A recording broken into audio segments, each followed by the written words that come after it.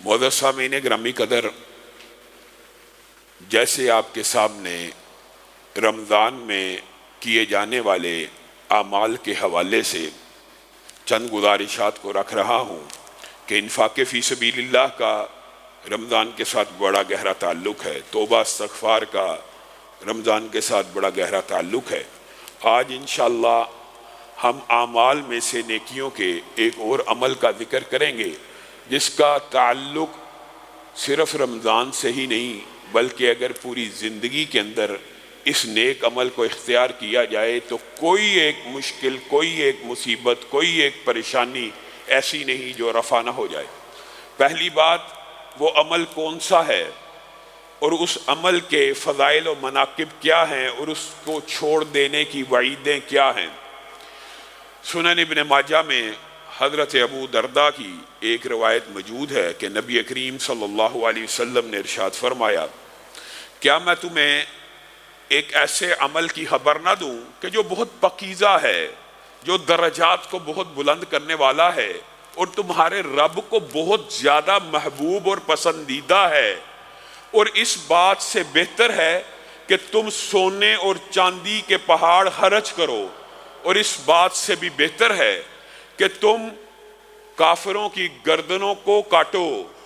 اب یہاں تک بھی بات مکمل ہے۔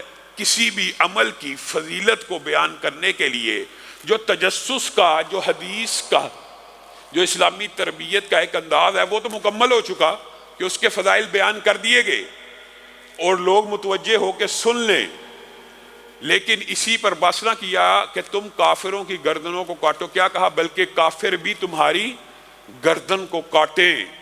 تم کافروں کی گردن کو کاٹو اور کافر تمہاری گردن کو کاٹیں۔ گویا اس بات کے اوپر حدیث نبوی نے مہر تصدیق کو ثبت کر دیا کہ یہ عمل حقیقت میں جہاد فی سبیل اللہ سے بھی بڑا ہے۔ صحابہ نے پوچھا، ایسا عمل؟ اللہ کے رسول، آپ ایسا عمل تو ہمیں یقیناً بدیہی لازمی طور پہ بتلا دیجئے۔ تو رسول اللہ صلی اللہ علیہ وسلم نے 2 لفظوں میں بات کو مکمل کر دیا۔ کہا، ذکر اللہ، اللہ کے ذکر سے اپنی زبان کو تر رکھنا ان تمام اعمال سے بہتر ہے۔ اللہ کے ذکر سے اپنی زبان کو تر رکھنا، ہر وقت معطر رکھنا۔ یہ زبان جہاں جھوٹ بولتی ہے، گالی دیتی ہے، لعن طعن کرتی ہے، حرام کمائی کے سلسلے بناتی ہے، اس زبان یہ برائیوں کی جڑ بھی ہے۔ دنیا کے سب سے بڑے گناہ اسی سے ہوتے ہیں، تو دنیا کی سب سے بڑی نیکی بھی اسی زبان سے ہو سکتی ہے۔ کتنی بڑی نیکی! اللہ کا شکر ہے کہ ہم اللہ ہی کی توفیق ہے، لیکن اللہ کا احسان بھی ہے اور اللہ کا شکر بھی ہے۔ ہم سب اس وقت اللہ کے گھروں میں سے ایک گھر میں بیٹھے ہیں، اور اللہ کے گھروں میں جب بندہ مومن اور مسلم بیٹھ جاتا ہے کس کام کے لیے؟ اللہ کے ذکر کو بلند کرنے کے لیے۔ میں اور آپ آئے کس لیے ہیں؟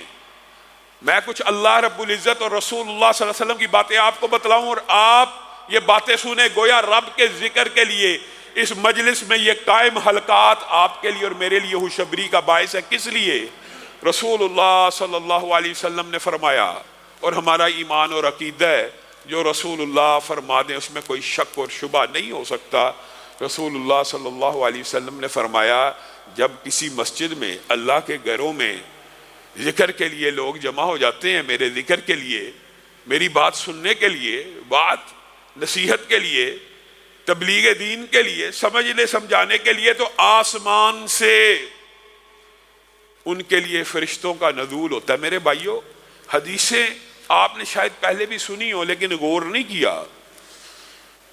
فرشتے حقیقت میں یہ شان اور قدر و منزلت اور مقام نبیوں کو ملا کہ فرشتے ان کے دلوں کے اوپر اتریں، ان کے لیے اترے، لیکن مسلمان امت کے اوپر اللہ رب العزت نے یہ احسان کر دیا کہ جو بندہ مسجد میں آ گیا، جتنے آج آپ مسجد میں بیٹھے ہوئے ہیں، ہمارا عقیدہ ہے اس سے زائد فرشتے یہاں پہ موجود ہیں۔ کس کام کے لیے؟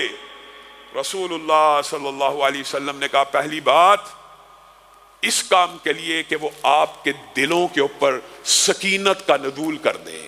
اللہ رب العزت نے آسمان سے اس لیے اتارا کہ آپ کے دلوں کو سکون دیں، حقیقی اطمینان، حقیقی سکون دل کا سکون ہے۔ کوئی کروڑ پتی، ارب پتی، کھرب پتی ہو کے سمجھتا ہے وہ مطمئن ہے، تو ہو سکتا ہے وہ اپنی زندگی بدترین عالم میں گزار رہا ہو۔ آپ کو کیا پتا اس کو اطمینان قلب بھی نصیب ہے کہ نہیں۔ فرشتے ان مجلسوں کو اپنی پروں سے گھیر لیتے ہیں اور مومن دلوں کے اوپر سکینت کا نزول کرتے ہیں، اور انسان کا دل مطمئن ہو جاتا ہے، غموں سے پاک ہو جاتا ہے۔ کئی مرتبہ انسان ان مجلسوں میں ہزاروں نہیں، کروڑوں نہیں، اربوں گناہ لے کے آتا ہے، لیکن جب اس مجلس سے جا رہا ہوتا ہے اس کے نامہ اعمال میں ایک گناہ بھی باقی نہیں رہتا۔ نبی کریم صلی اللہ علیہ وسلم نے ارشاد فرمایا جب تم جنت کے باغیچوں میں پھرا کرو تو خوب سیر ہو کے کھا لیا کرو۔ جنت کے باغیچے کیا ہیں اللہ کے رسول؟ نبی کریم صلی اللہ علیہ وسلم نے فرمایا وہ ذکر کے حلقات، وہ مساجد کے دروس، وہ مسجدوں کی مجلسیں۔ اللہ کے فضل و کرم سے اللہ اس مجلس کو بھی اس مجلس میں شامل فرما۔ ان مجلسوں میں سے خوب کھا پی لیا کرو، اللہ رب العزت کا خوب ذکر کر لیا کرو۔ اللہ کا ذکر کرنے سے ملے گا کیا؟